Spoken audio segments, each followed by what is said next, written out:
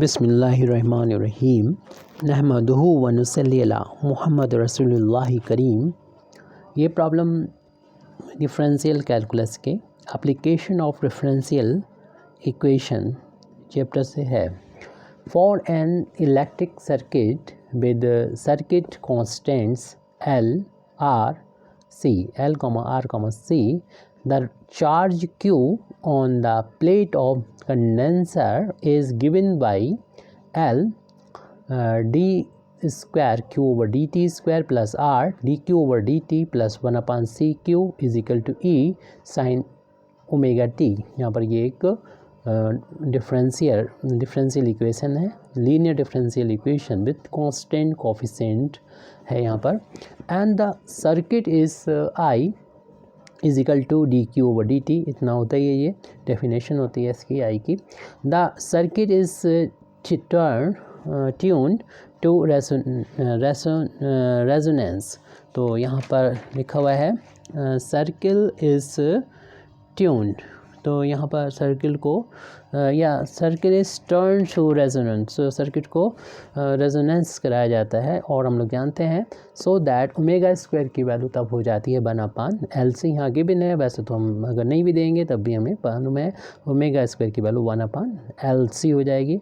If R square greater than 4L/C, ये condition दे रखी है। एंड दूसरी कंडीशन है Q is equal to I is equal to 0 at T is equal to 0, so that तब हमें prove करना है Q is equal to E R omega minus cos omega t plus e to the power minus R upon 2L multiplied by T, and bracket में multiply हो रहा है cos b t plus R upon 2LP sine p t, where P square की value बता दी गई है। P क्या है? P square is equal to 4/LC minus R square upon L square. और हमें Q मिलेगा इस गिवन डिफरेंशियल इक्वेशन से, यानी लीनियर डिफरेंशियल इक्वेशन है ये। The given differential equation is L d2 q over dt square, ऊपर से हम नोट कर ले रहे हैं, plus R dq over dt plus 1/C q is equal to E sine omega t.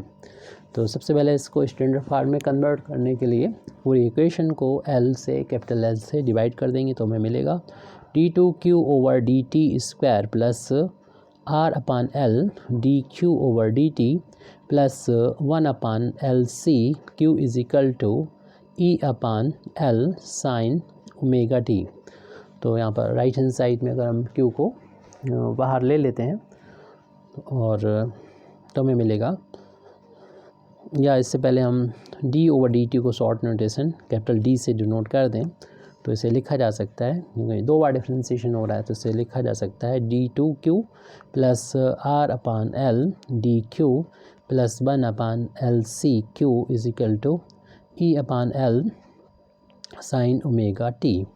अब राइट हैंड साइड में q को अगर हम बाहर ले लेते हैं तो हमें मिलेगा d स्क्वायर प्लस R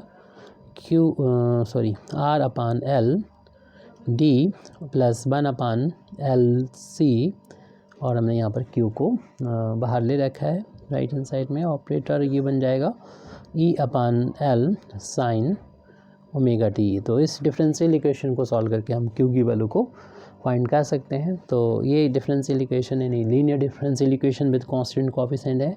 इस तरह की प्रॉब्लम को जब हम सॉल्व करते हैं, जैसे इक्वेशन नंबर 1 डाल देते हैं तो इसमें कम्प्लीमेंट्री फंक्शन फाइंड करना होता है, पर्टिकुलर इंटीग्रल की वैल्यू फाइंड करना होती है। तो सबसे पहले हम कम्प्लीमेंट्री फंक्शन फाइंड करेंगे, और कम्प्लीमेंट्री फंक्शन फाइंड करने के लिए हमें इसका लिखना होता है एक्सिलरी इक्वेशन। तो इसलिए हम लिख रहे हैं इस डिफरेंशियल इक्वेशन की इट्स एक्सिलरी इक्वेशन। एक्सिलरी मतलब हेल्पिंग, यानी सब्सिडियरी इक्वेशन भी बोलते हैं।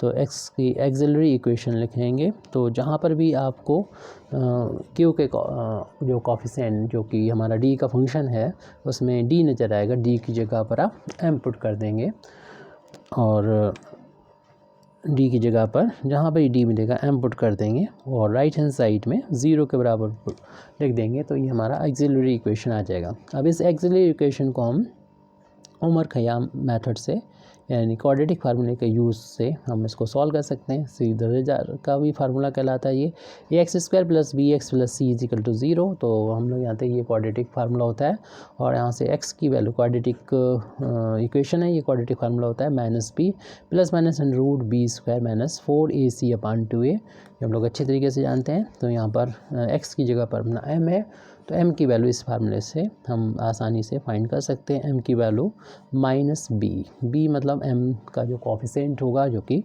r/l है, और ±√b², इस फार्मूले का हम यूज़ कर रहे हैं। b² मतलब r/l का होल स्क्वायर माइनस का 4ac, a यानी m² को कोफिशिएंट होगा जो कि 1 है, और c मतलब जो कि कांस्टेंट m के लिए m जिसमें नहीं है, m की पावर 0 है, वो 1/LC अपान में 2a की वैल्यू यहाँ पर 1 है, जैसे कि पहले भी बताया था। तो m = हो जाएगा स्मॉल m = -r/l ± में ये होल स्क्वायर ओपन करेंगे तो r का भी स्क्वायर हो जाएगा और l का भी स्क्वायर हो जाएगा, माइनस का 4 × 1 4 हो जाएगा, अपान में LC है, अपान में 2। अब यहाँ पर हम ये जो वैल्यू है उसको कनेक्ट करेंगे, क्योंकि आंसर हमें p की फॉर्म में नज़र आ रहा है और p और इन कोफिशिएंट के बीच में हमें एक रिलेशन ये दे रखा है, लेकिन उससे भी पहले हमें एक कंडीशन बता दी गई थी, ये रिलेशन दे रखा हुआ था, उसका हम यहाँ यूज़ करेंगे। सिंस r² ग्रेटर है 4l/c के, और हम इसको बनाना चाहते हैं इस जैसा, तो यहाँ पर r² के अपान में l² है, तो पूरे l चूँकि पॉजिटिव है और स्क्वायर पॉजिटिव हो जाएगा, तो पॉजिटिव से पॉजिटिव l² से जब डिवाइड करेंगे तो साइन ऑफ इनइक्वालिटी चेंज नहीं होगी।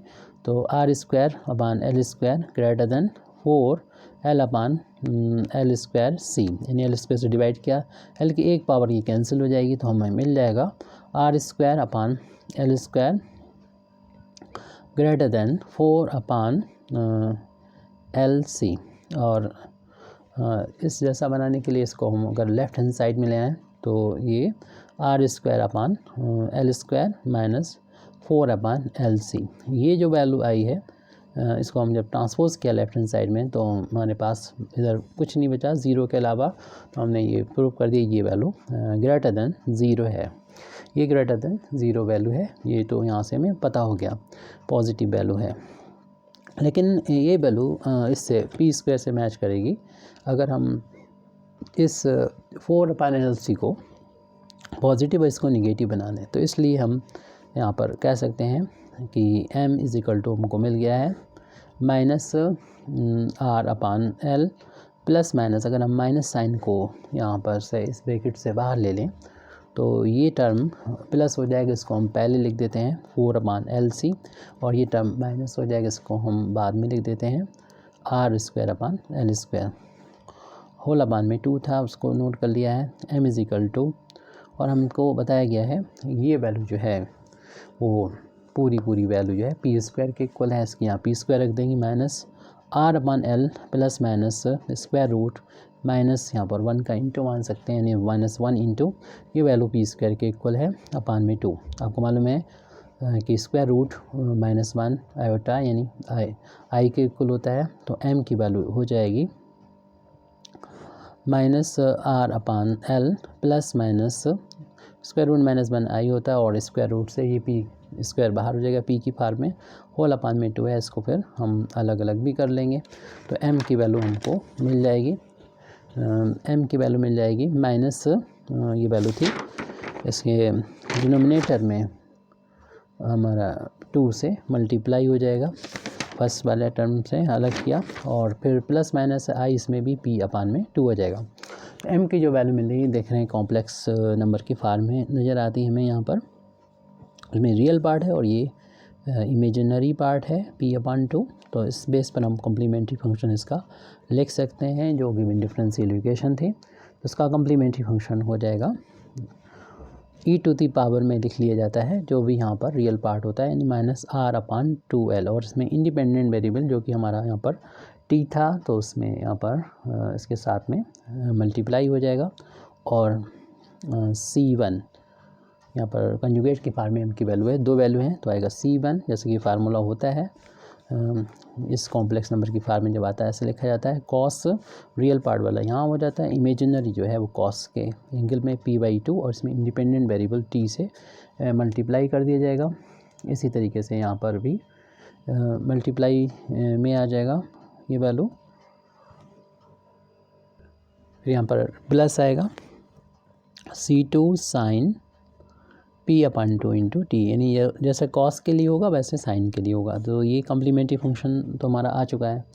अब यहाँ पर हम पर्टिकुलर इंटीग्रल की वैल्यू भी फाइंड करेंगे। तो पर्टिकुलर इंटीग्रल की वैल्यू जो है वो 1 जो हमारा डिफरेंशियल इक्वेशन जिसको हमने 1 डाल दिया था उसमें आप देखिए क्यू का जो कोफिशिएंट लिखा हुआ है उसको पूरा का पूरा हम यहाँ पर नोट करेंगे। जो डी का फंक्शन होता है यानी d² प्लस का r/l डी और प्लस 1/LC, और यहाँ पर जो राइट हैंड साइड में होता है उसको हम पूरा नोट कर लेते हैं। यही फंक्शन है जिस पर ये ऑपरेटर ऑपरेट होना है, जो कि E/L साइन ओमेगा टी होगा।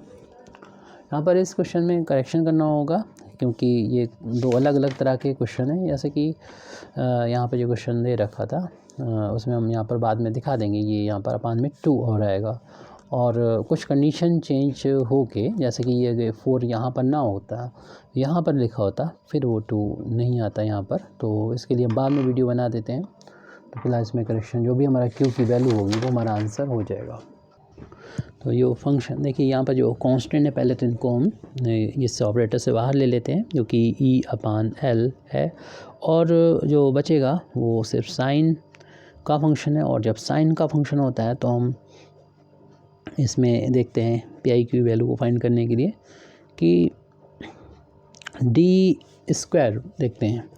तो d² अगर मिल गया तो साइन में वेरिएबल का जो कोफिशिएंट है टी इंडिपेंडेंट वेरिएबल t का जो कोफिशिएंट है ओमेगा, वो उस ओमेगा को आप रख देंगे d की जगह पर, लेकिन उससे पहले माइनस और लगा देंगे, अप्लाई कर देंगे, plus r/l d plus 1/LC। Problem को थोड़ा सिंपल बनाने के लिए यहाँ पर कोई इफेक्ट नहीं पड़ेगा, यहाँ पर फंक्शन हम लोगों ने फार्मूला अप्लाई कर दिया। जब d² मिले तो t का कोफिशिएंट यहाँ पर रख दें, बस सॉल्व हो जाता है। लेकिन अभी और भी जब तक d है तो कंप्लीट सॉल्व नहीं माना जाएगा। तो हमने ये बोला कि प्रॉब्लम को सिंपल बनाने के लिए हमें कुछ कंडीशन दे रखी है। ये है कि ये रेजोनेंस की कंडीशन होती है ω²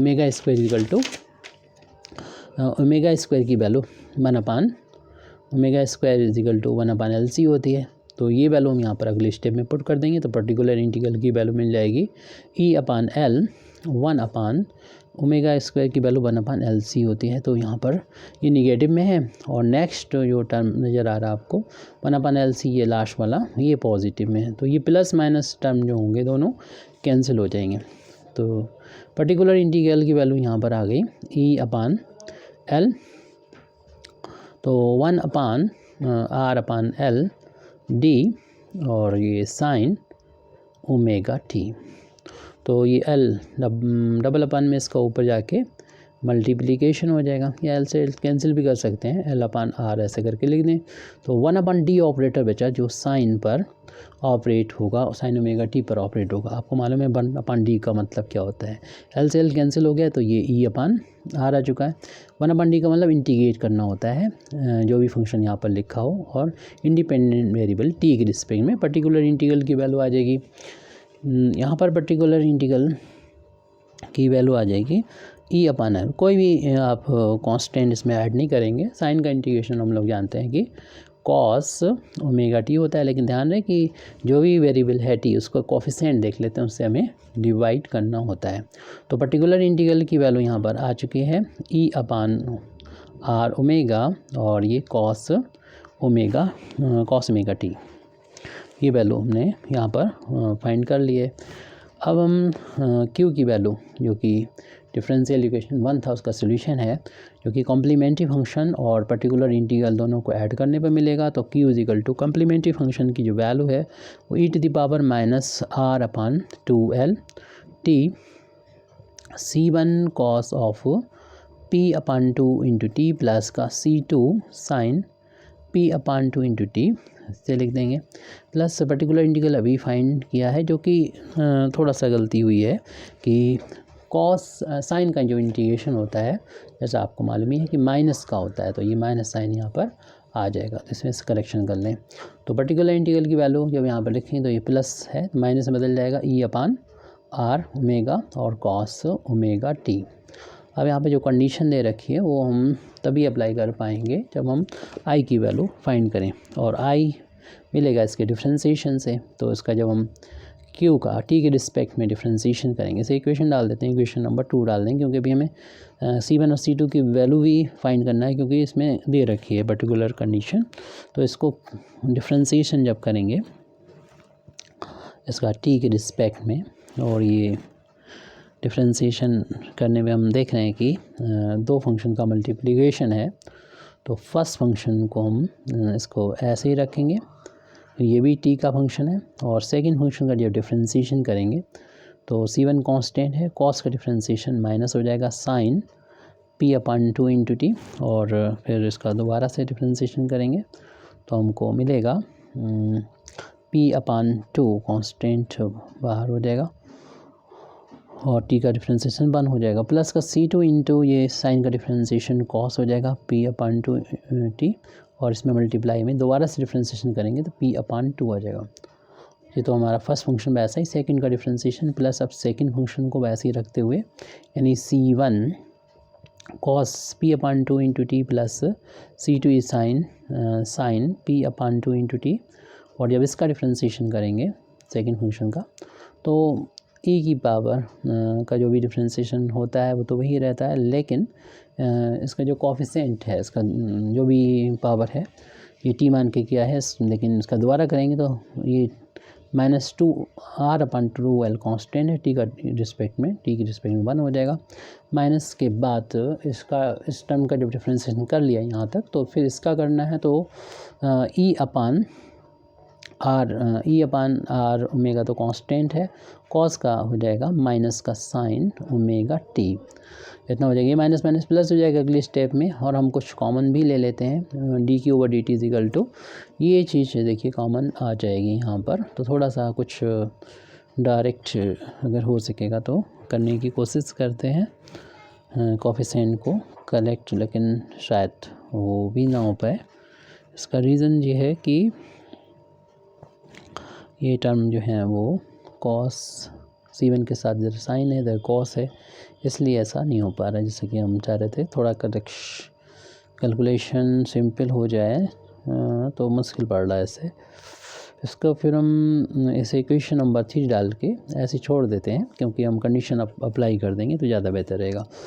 तो कंडीशन, और इसमें इससे पहले ये बता दें ये जो वैल्यू है dq/dt की वो I के इक्वल होती है, गिवन है ये, वैसे भी हम लोग जानते भी हैं इसको।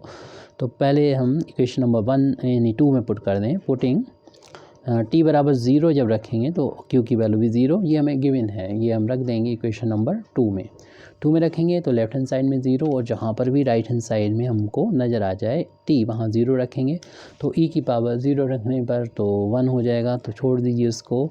C1 ये 0 रखने में cos 0 की वैल्यू 1 हो जाएगी, और यहाँ पर 0 रखने पर t बराबर sin 0 की वैल्यू 0 हो जाती है, तो पूरा टर्म ये 0 हो जाएगा, तो बस इतना ही रखेंगे। यहाँ पर भी ये 0 रखने पर cos 0 की वैल्यू 1 हो जाएगी, माइनस का वैल्यू मिलेगी, माइनस का E/RW मिलेगा, जिसको हम ओमेगा मिलेगा, जिसको राइट हैंड साइड में पहुँचाएंगे। C1 की वैल्यू E/R ओमेगा हमको मिल चुकी है। अब हम वैल्यू फाइंड करेंगे, ये C1 जब मिल चुका है, अब C2 और फाइंड करेंगे। C2 की वैल्यू के लिए हम इक्वेशन नंबर 3 में वैल्यू पुट कर देंगे, पुटिंग जो हमें गिवन है वैल्यू, कंडीशन शुरू में दे रखी थी I बराबर 0 है जबकि t बराबर 0 है, इसको हम इक्वेशन नंबर 3 में पुट कर देंगे।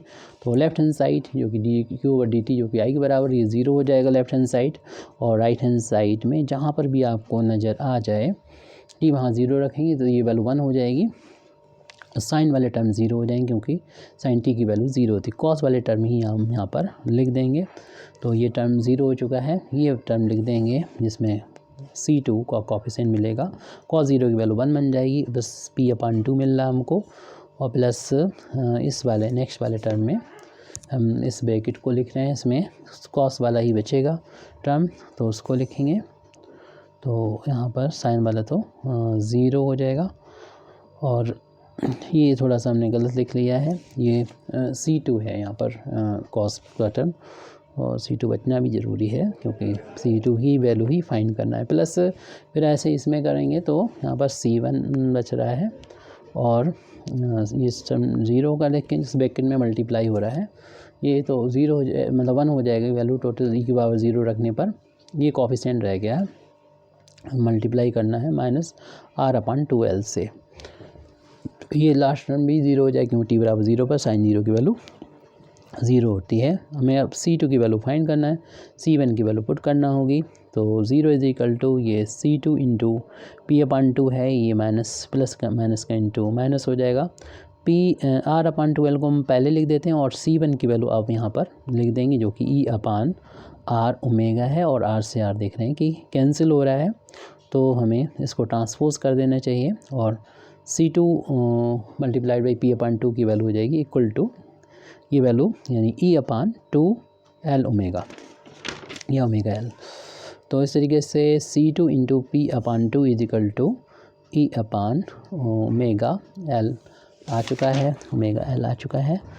इस वैल्यू को हमने यहाँ पर नोट कर दिया है। तो अब हम C2 की वैल्यू को जब फाइंड करेंगे तो 2 का इंटू हो जाएगा, यानी 2E/P ओमेगा l। ये हमने C2 की वैल्यू को फाइंड कर लिया। इन C1 C2 की वैल्यू को हम इक्वेशन नंबर 1 में पुट कर देंगे, जो हमने इक्वेशन नंबर 2 में पुट कर देंगे। Putting this value in 2, putting in equation number 2, तो वहाँ से हमें Q की वैल्यू जो हमें फाइंड करना थी, प्रूव करना थी, प्रूव इसलिए नहीं हो पाएगी, करेक्शन था थोड़ा सा वहाँ पर, क्योंकि जिस क्वेश्चन को हमें सॉल्व करना था उसमें थोड़ा सा जो कोफिशिएंट है वो डिफ़र कर रहे हैं। अगर आपको कुछ डिमांड हो उस क्वेश्चन की तो आप कमेंट करेंगे, तो हम उसको भी सॉल्व कर देंगे। जो भी हमारा रिज़ल्ट आएगा यहाँ पर वही हमारा प्रूव करना होगा, ये समझ लीजिए।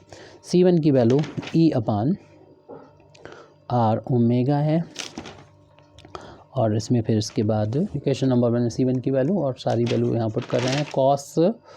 कॉस ओमेगा कॉस ये था T/2, यानी उसमें 2 नहीं था जिसके हम क्वेश्चन की बात कर रहे हैं, प्लस का C2 की वैल्यू ये 2E/P omega l into sine P/2 है। उसके बाद है ये देखिए माइनस का E/, लिख देंगे r omega cos omega t, minus E/r omega cos omega t। अब यहाँ पर हमें E/ओमेगा t r omega E/r omega जो है वो हमें कॉमन मिल रहा है। अगर r यहाँ पर नहीं है तो r का जाके मल्टीप्लाई भी कर सकते हैं, लेकिन कुछ 2 टर्म में तो मिल ही रहा है, तो इसलिए हम E/r ओमेगा को बाहर ले लेंगे, तो हमको मिलेगा जो टर्म, इस टर्म को अगर हम पहले लिख दें तो यहाँ पर सिर्फ कॉस माइनस का कॉस ओमेगा t मिला है, जैसे हमें प्रूव करना तो उस तरीके का टर्म है ये, लेकिन और टर्म में थोड़ा डिफ़र करेगा क्योंकि प्रूव जो करना था एक्चुअल में यही है, बाकी करेक्शन में आ जाएगा। तो e⁻, अगर जो प्रूव करना है जो हमने इस क्वेश्चन में लिखा है वही प्रूव करना चाहते हैं तो थोड़ा करेक्शन जैसे कि हमने शुरुआत में अभी बता दिया है वो करना होगा, तब आ सकता है आपका कंप्लीट रिज़ल्ट, या इसी प्रोसीजर से आप सॉल्व कर सकते हैं, आपका आंसर मिल जाएगा। तो हमने E/r ओमेगा बाहर ले चुके हैं, तो हमारे पास सिर्फ ये बचा हुआ है यहाँ पर cos P/2, और देखिए बिल्कुल वैसे ही आ रहा है, थोड़ा सा बस P/2 नहीं मिलेगा, और जब यहाँ से हमने बाहर ले लिया है तो ये नहीं हमने बाहर लिया है क्या E/r ओमेगा, तो E ओमेगा तो है, r नहीं है तो r का ऊपर मल्टीप्लाई हो जाएगा 2r में ये हो जाएगा, ओमेगा बाहर निकाल लेंगे तो P/L या LP जैसा हमें प्रूव करना था उस तरीके से LP लिख दिया, और साइन P/2, और बाकी पूरा कंप्लीट हो चुका है। Thank you very much Indeed for listening me, व आखिर दावाना अल्हम्दुलिल्लाहि रब्बिल आलमीन।